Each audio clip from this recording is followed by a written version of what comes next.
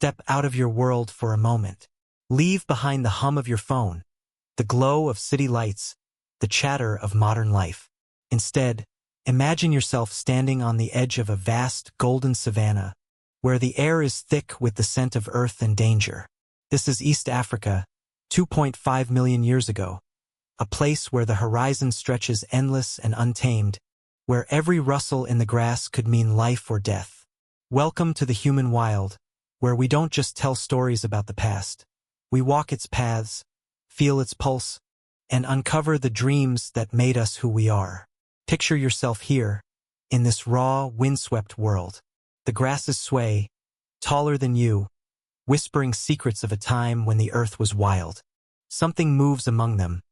Not a lion, not a monkey, but a creature walking upright, its eyes scanning the horizon with a quiet focus. In its hand, it holds a stone, chosen with care, shaped with purpose. As it raises that stone and smashes it against a bone, the sound echoes like a declaration. This is Homo Habilis, the handyman, the first of our ancestors to wield tools, to look at a brutal world and dare to change it. They weren't just surviving, they were dreaming. This is where it all began, the spark that lit the fire of humanity. We're not here to just talk about Homo Habilis. We're going to live their story, step by step, through the savannas they roamed, the dangers they faced, the legacy they carved. Because to understand who you are, why you dream, why you create, you have to know where it started. And it started right here with a small creature holding a stone, looking out at a world full of possibilities. The world of Homo Habilis was no gentle place. Imagine a landscape where every day was a gamble. Leopards lurked in the tall grasses, their eyes glinting with hunger. Crocodiles lay hidden in murky rivers, waiting for one wrong step.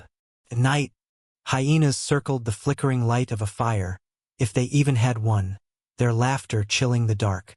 This was a world where survival demanded more than instinct. It demanded cunning, memory, the courage to act. Homo Habilis wasn't the strongest or fastest creature out there.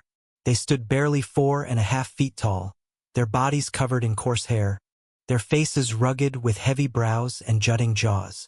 But inside their small skulls, something extraordinary was stirring. A brain beginning to wake, to calculate, to plan. What was it like to be them? Picture waking at dawn, not to an alarm but to the distant roar of a predator.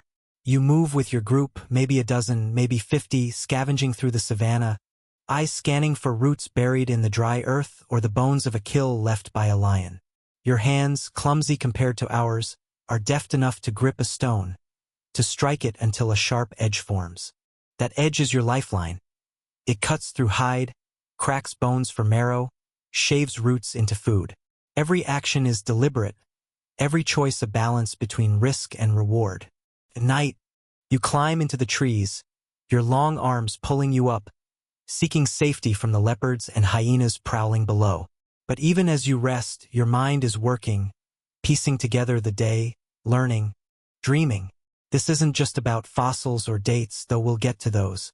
It's about feeling the weight of that stone in your hand, the courage it took to face a world that wanted to eat you alive.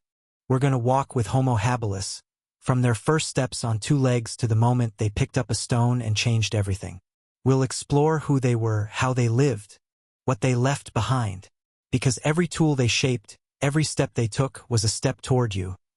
Toward the person watching this right now, holding a phone or sitting at a desk, carrying their spark in your own dreams. Let's paint the scene. The earth back then was different, in flux. Forests that once stretched across Africa were shrinking, giving way to open grasslands. The ancestors of Homo Habilis, creatures like Lucy, the Australopithecus afarensis we all know, were at home in those forests, leaping from branch to branch, plucking fruit, sleeping high in the trees to escape predators.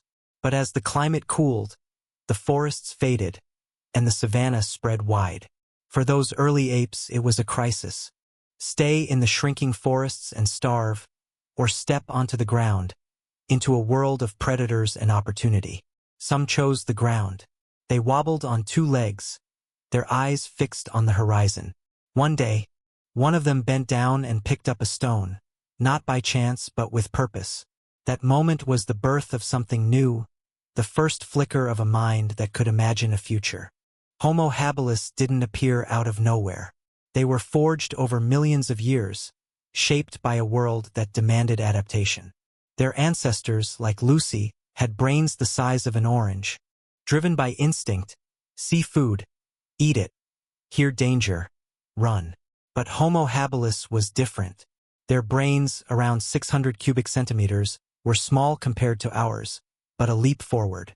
They could watch the world, learn from it, act with intention. They weren't just reacting. They were planning. They didn't just eat what they found. They made tools to get what they needed. Picture a day in their life. You wake to the cool morning air. Your group already moving, silent but alert. The savannah is alive with sounds. The rustle of grass, the bellow of an antelope, the growl of something you'd rather not meet.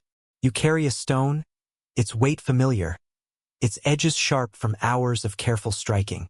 You use it to dig for roots, to cut through a carcass's tough hide. Every move is calculated, every decision a step toward survival. At night, you climb into the trees, your body curled in the branches, the stars above a reminder of how small you are in this vast world. But your mind is working, remembering the day, preparing for the next. Their tools were their revolution. The Oldowan toolset, as we call it now, was the first technology in human history. A simple stone struck just right could cut, scrape, smash. It could turn a scavenged carcass into a meal, a root into sustenance. Each strike was a decision, each tool a testament to a mind that could see beyond the present. These weren't works of art, just rough, jagged stones, but they were a miracle. For billions of years, life had adapted through biology, claws, teeth, speed. Homo habilis adapted through thought. They saw a stone and imagined a knife, a bone and pictured marrow. They saw the world not as it was, but as it could be. Zoom out for a moment. This isn't just about one creature or one moment. It's about a world in transition. The earth was cooling, forests shrinking, grasslands spreading. For the apes who lived in those forests, it was adapt or die. Homo habilis chose to adapt. They chose the ground, the risk, the future. Their bodies changed, legs stronger for walking, hands more flexible for gripping. But their minds changed most of all, growing, connecting, learning to see potential where others saw only danger. Their story is also about community. They didn't live alone. They moved in groups, small bands sharing food, watching for danger, maybe even caring for each other. There's evidence, tentative, but compelling, of healed bones, suggesting someone was looked after. Clusters of tools, hinting they shared their work. They may not have had language, but they communicated grunts, gestures, looks that said, "Danger's near," or "Food's this way." They were starting to build something bigger than themselves, the first threads of what we'd call society. And then there's the fire. We don't know if they controlled it. Maybe that came later with Homo erectus, but they might have gathered around natural fires sparked by lightning or volcanic ash. Imagine them huddled close, the flames casting shadows on their rugged faces, their eyes reflecting fear and wonder. Fire wasn't just warmth. It was possibility, a hint of the power they'd one day wield. Even if they didn't make it, they felt its pull, dreamed of its potential. The evidence comes from places like Olduvai Gorge, where, in the 1960s, archaeologists Lewis and Mary Leakey found something incredible. A fossilized jaw, a skull, hand bones, leg bones. Piece by piece, they revealed a creature neither ape nor human, but something in between. And scattered around were tools, stones with sharpened edges, worn from use, proof of intention. Olduvai wasn't just a dusty canyon. It was a window into our past, where we first saw Homo habilis for who they were, the first dreamers. Those tools, those bones, tell a story of ambition. Homo habilis didn't accept the world as it was. They changed it. They took a stone and made it a tool, a bone and made it a meal, a moment and made it a milestone. They laid the foundation for everything that came after, for fire, for language, for you. Their spark is in us, in the way we dream, create, hope. They were the first to pick up a stone and see potential, to look at a brutal world and say, I can make this better. And in that act, they started a story that's still being written, by you, by me, by all of us. Now, let's step closer, right into the heart of who Homo habilis was. If one of them wandered into your world today, what would you see? A small creature, barely taller than a child, hunched slightly, their body covered in thick, coarse hair. Their face would feel both strange and familiar. Low forehead, heavy brows, a jutting jaw, teeth worn from a life of chewing tough roots and scavenged meat. Their eyes, though, would stop you. Deep-set, intense, they'd hold a spark of something more than instinct, something that feels almost like you. You wouldn't call them human, not quite, but you'd hesitate to call them beast. They were a bridge, a living paradox, caught between the ape they came from and the human they'd become.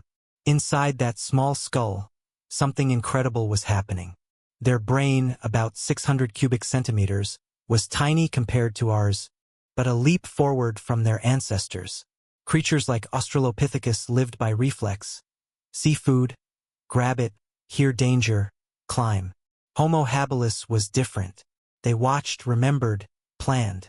Their brains were waking up, forming connections that let them do more than survive. They could calculate the angle to strike a stone, remember where they'd found food before, act with purpose. They weren't just surviving, they were engineering survival. Their bodies told a story too. They walked upright, their legs built for the open savanna, but their arms were long, strong, made for climbing. They lived in two worlds: the ground, where opportunity and danger waited, and the trees, where safety and instinct still called. They were in transition, not fully of the forest nor the plains, not fully ape nor human. They were a species on the edge, balancing between instinct and reason, survival and creation. When you look at them, you see a rough draft of yourself, a mind still young, but already dreaming of fire, tools, a future. Their hands were their bridge to that future.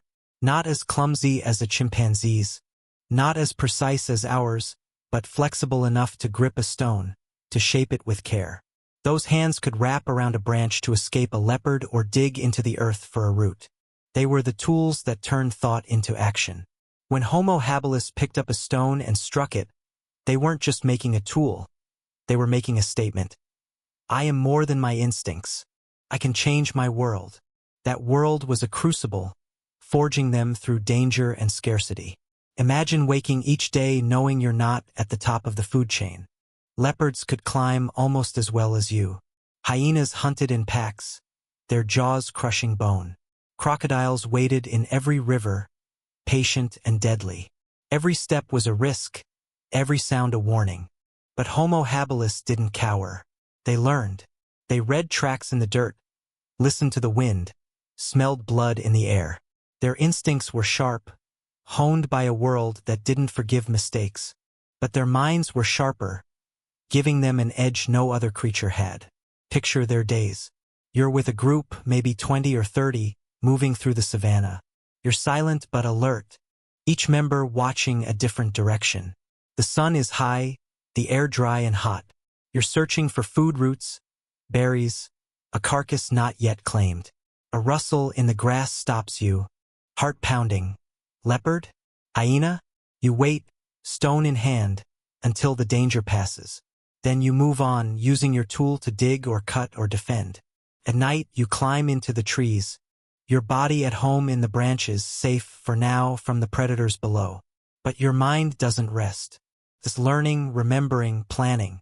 There's evidence they cared for each other. A broken bone that healed, a sign someone was looked after. Clusters of tools suggesting they shared their work. Maybe they didn't have language, no poems, no stories, but they communicated. A grunt, a gesture, a look that said, danger's near or food's this way. They were building something bigger than themselves, the first threads of community, of connection, of what makes us human. And then there's the fire. We don't know if they controlled it. Maybe they just gathered around natural fires, sparked by lightning or ash. But imagine them huddling close, the flames casting shadows on their rugged faces, their eyes reflecting both fear and wonder. Fire was more than warmth. It was possibility. a hint of the power they'd one day harness. Even if they didn't make it, they felt its pull, dreamed of its potential. Their tools, though, were their true genius. The Oldowan toolset, named after Olduvai Gorge, was the first technology in human history. Picture a stone, rough and ordinary, until it struck just right. A shard breaks off, sharp as a blade. That shard could cut hide, scrape meat, dig earth. It wasn't beautiful, but it was revolutionary. Each tool was a choice, a plan, a moment of creation. When Homo Habilis struck one stone against another, they weren't just making a tool, they were rewriting the rules of survival. For the first time, a creature wasn't just adapting to the world, it was adapting the world to itself. Their lives were built around these tools. Imagine a group gathered around a carcass, the air thick with blood. One cuts through the hide, another cracks a bone for marrow. The work is shared, the food divided. They communicate with grunts or gestures, coordinating, cooperating. This wasn't just survival. It was the beginning of community, of a group stronger than its parts. And there's something even more remarkable. In some sites, archaeologists found circles of stones, deliberately arranged, no higher than a knee. Not houses, but a claim on the land. A sign that Homo Habilis was starting to think about space, about shelter, about belonging. They didn't just wander. They began to mark their place, to say, "This is ours." Let's go back further, to the roots of their story. To understand Homo Habilis, we need to know where they came from, the forces that shaped them, the world that pushed them to pick up that first stone. This is a story of change, of a planet in flux, of creatures forced to adapt or vanish. It's the story of how a tree-dwelling ape became a creature that walked upright, held tools, and dreamed of something more. Picture East Africa 3 million years ago, a patchwork of dense forests and open clearings. The air is thick with the buzz of insects, the calls of birds. In those forests lived creatures like Lucy, the Australopithecus afarensis whose skeleton would become a legend. Lucy was small, barely 3.5 feet tall, with a brain the size of an orange. She walked upright, her hips and legs built for the ground, but her arms were long, her fingers curved for climbing. She was at home in two worlds, foraging fruit in the forest, sleeping high in the trees to escape predators. Her life was simple: find food, avoid danger, survive. But the earth was changing. Around 3 million years ago, the climate cooled, rains grew scarce, and the forests began to shrink. Grasslands spread, vast and open, dotted with acacia trees and teeming with danger. For Lucy's kind, it was a crisis. The fruit they relied on was vanishing. The trees they called home thinning. They faced a choice: stay in the forests and risk starvation, or step onto the savanna, into a world of predators and opportunity. Some stayed, clinging to the trees until the forests couldn't sustain them. Others took a chance. They stepped down, wobbling on two legs, their eyes fixed on the horizon. These were the ancestors of Homo Habilis, the ones who dared to leave the safety of the trees. They weren't strong like a lion, fast like an antelope, or armored like a crocodile. They were vulnerable, their bodies soft, their teeth blunt. But they had something no other creature had: a brain that was starting to think. What drove this change? Competition, survival, the relentless pressure of a world that didn't care if you lived or died. In the forests, life had been predictable. Fruit on the trees, predators on the ground. The savanna was chaos. Herds thundered across the plains, drawing leopards and hyenas. Rivers hid crocodiles, waiting for a misstep. The savanna offered bones left by predators, roots hidden in the earth, but it demanded courage and cunning. These early apes, the ones who would become Homo Habilis, adapted. Their bodies changed over generations. Legs stronger for walking, hands more flexible for gripping. But the real change was in their minds. Their brains, though small, were growing, forming connections that let them process the world in new ways. They didn't just see a stone. They saw what it could do. They didn't just find food. They learned how to get it. Lucy is the key to this story. Her kind, Australopithecus, were the bridge between the apes of the forest and the humans of the savanna. She walked upright, but her brain was driven by instinct. She could forage, climb, survive, but she didn't make tools, didn't plan beyond the moment. Yet she and her kind were the foundation for what came next. Over hundreds of thousands of years, their descendants faced the savannah's challenges, and those who survived passed on traits that suited this new world.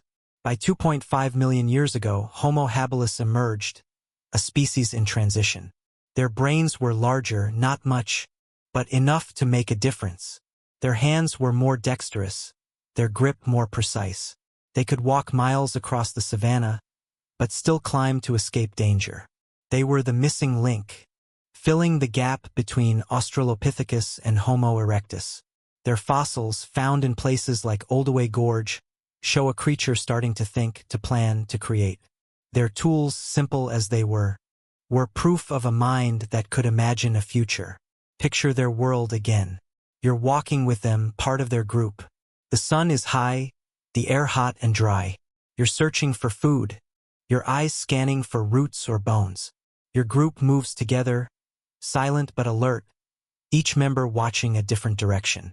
A rustle in the grass stops you. Leopard? Hyena? You wait, heart pounding until the sound fades. Then you move on, your stone tool ready to dig or cut or defend. At night, you climb into the trees, the branches familiar, the stars above a reminder of your place in this vast, dangerous world. The fossils tell us more. In the 1960s, at Olduvai Gorge in Tanzania, Lewis and Mary Leakey found a fossilized jaw, a skull, hand bones, leg bones. Piece by piece, a creature neither ape nor human. And scattered around were tools, stones with sharp edges worn from use, proof of intention. Olduvai became a window into our past, where we saw Homo habilis for who they were. The first to see potential in a stone, to turn instinct into action, to dream of a future they could shape. Now, let's step into their world, into the savannah where Homo habilis lived and died.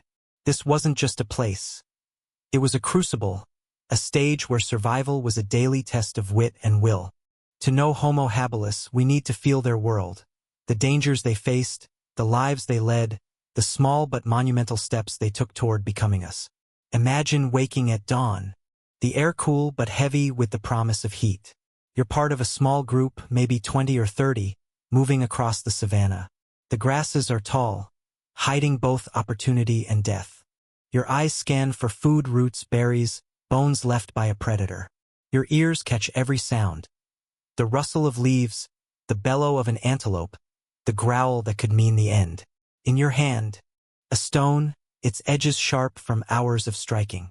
It's not just a tool. It's your lifeline, turning the world's chaos into something you can survive. The savannah was a force that shaped them. Leopards stalked the grasses. Hyenas hunted in packs. Crocodiles lurked in rivers. At night, when darkness swallowed the plains, the world grew even more dangerous. Without fire, or at least, without controlling it, Homo habilis climbed into the trees, their long arms pulling them up, seeking safety from the predators below. But the savannah wasn't just threats. It offered bones rich with marrow, roots hidden in the earth, berries on scattered bushes. Homo habilis learned to read this world, to find its gifts amidst its dangers.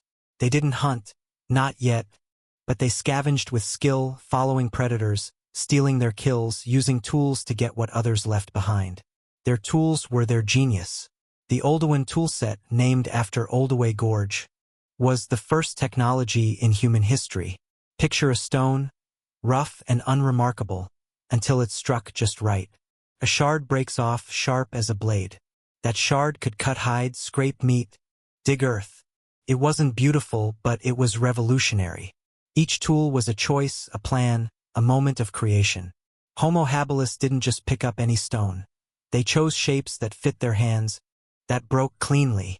They carried these tools, sometimes for miles, a sign of foresight, of planning. Imagine a group gathered around a carcass, the air thick with blood. One cuts through the hide, another cracks a bone for marrow.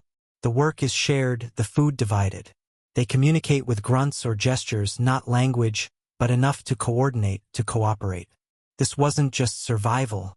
It was the beginning of community, of a group stronger than its parts. And there's something even more remarkable. In some sites, archaeologists found circles of stones, deliberately arranged, no higher than a knee. Not houses, but a claim on the land, a sign that Homo habilis was starting to think about space, about shelter, about belonging. They didn't just wander, they marked their place, saying, "This is ours." But life wasn't easy. They were prey, not predators. Standing under 5 feet with no claws or fangs, they were vulnerable. A leopard could climb a tree almost as well as they could. A hyena's jaws could crush their bones. A crocodile could end their life with one snap. Every day was a victory, every night a miracle. They learned to listen to the wind, smell danger, read tracks. Their instincts were sharp, but their minds were sharper, giving them an edge no other creature had. Their story is one of resilience, of a species that refused to give up. They faced a world that wanted to kill them and found a way to survive. Not through luck, but through thought, tools, cooperation. They weren't just living, they were learning, adapting, dreaming. Those dreams, fragile as they were the first steps toward everything we are today. Let's talk about their end. Not with a bang, but with a quiet fading. Around 1.5 million years ago, Homo habilis began to disappear, their small bands dwindling, their tools left in the dust. It wasn't volcanoes or meteors or battles. It was slower, gentler, almost haunting. The earth was changing again. Grasslands drying, rivers shrinking, food and water growing scarce. For Homo habilis, dependent on the savannah's bounty, this was a death sentence. Their tools, brilliant as they were, couldn't keep up with a world where survival grew harder. And they weren't alone. Other species like Homo erectus were emerging, taller, stronger, with larger brains and better tools. These newcomers were better hunters, more coordinated, able to adapt in ways Homo habilis couldn't. There were no wars, no violence we know of, but there was competition for water, food, shelter, survival. In a world with no rules, those who moved faster, thought smarter, survived. Homo habilis, the trailblazers, couldn't keep up. But their end wasn't failure. They weren't destroyed. They were absorbed, their genes mixing with the species that followed, their spark carried forward. Homo erectus and later Homo sapiens inherited their tools, their ingenuity, their dreams. The stones they shaped became the foundation for blades, fire, cities. Their story didn't end, it evolved. Now let's talk about their legacy, because that's where this comes full circle. Homo habilis left no temples, no art, no words. But they left something enduring, the ability to see potential. They looked at a stone and saw a tool, a bone and saw a meal, a brutal world and saw a future they could shape. That's the gift they gave us, the gift of intention, creation, dreams. Every time you pick up a tool, a pen, a phone, a hammer, you echo Homo habilis. Every time you plan, solve a problem, or imagine something new, you carry their spark. They were the first to look at the world and say, "I can make this better." From that first stone to the skyscrapers we live in, from that first tool to the rockets that touch the stars, it all began with them. Their legacy lives in us, in how we think, create, hope. What tools will we shape? What dreams will we chase? What future will we build? This is why we tell their story, not just to look back, but to look forward. To remind ourselves we're part of something bigger. A story that began 2.5 million years ago with a small creature holding a stone. Their world was wild, their lives fragile, but their dreams were unbreakable. They lit the spark that became humanity, and now it's our turn to carry it forward. So what do you think? What's the next chapter you want to explore in this wild, human story? Drop your thoughts in the comments, hit that subscribe button, and turn on the bell, because there's so much more to uncover. The wild is calling, and we're just getting started.